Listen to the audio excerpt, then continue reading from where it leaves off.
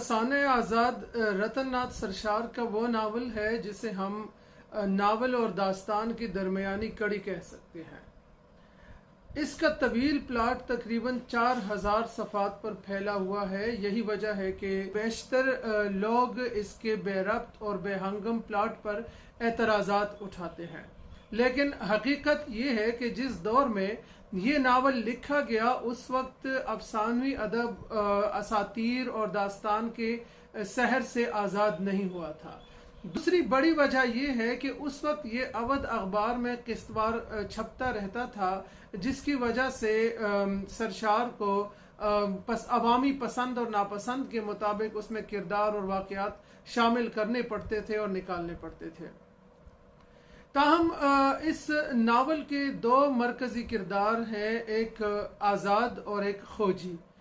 जैसा कि इसके नाम से जाहिर है, इसका हीरो तो आज़ाद है क्योंकि प्लॉट के तमाम तर हालात और वाक़यात उसी के गिर्द घूमते हैं, लेकिन अक्सर लोगों की राय है कि इस नावल का सबसे जानदार किरदार खोजी है।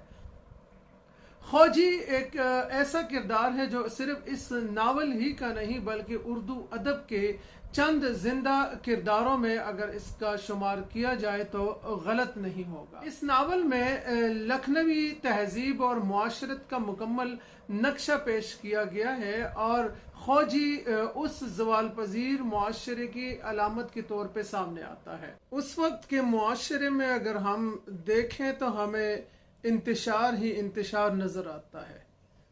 उस मुआशरे में तानासानी, बुज़दिली, चोरी, बटेरबाजी, पतंगबाजी, इस किस्म के बहुत सारी खामियां थी जो उस मुआशरे में सरायत कर चुकी थी, और ये तमाम तर खामियां हमें खोजी के किरदार में नजर आती हैं।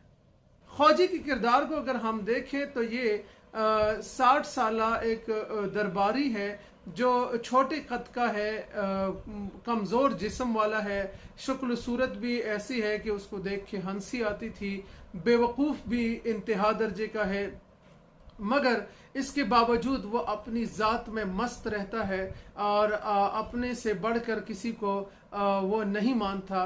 यही वजह है कि उनकी गैर लचकदार शख्सियत की वजह से वो बार बार मार भी खाता रहता है।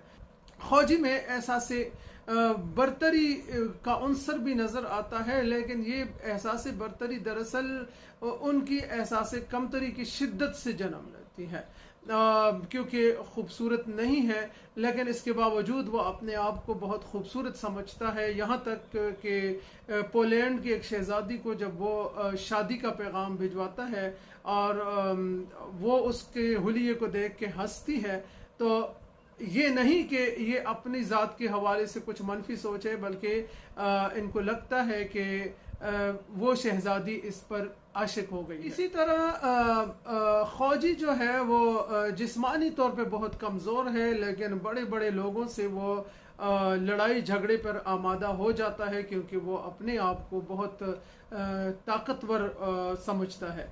इसके अलावा अगर हम खोजी की फ़हम फरासत को देखें तो वो अपने आप को बहुत दाना शख्स समझता है, लेकिन हकीकत ये है कि वो इंतहा दर्जे का बेवकूफ़ है, इसलिए कि एक ही तरह के हालात से और तजुर्बात से गुजरने के बावजूद वो कोई सबक नहीं सीखता। तो ये वो खूबियाँ हैं जो उस वक्त लखनऊ के ज़वाल पजीर मुआशरे में आम नज़र आती थी।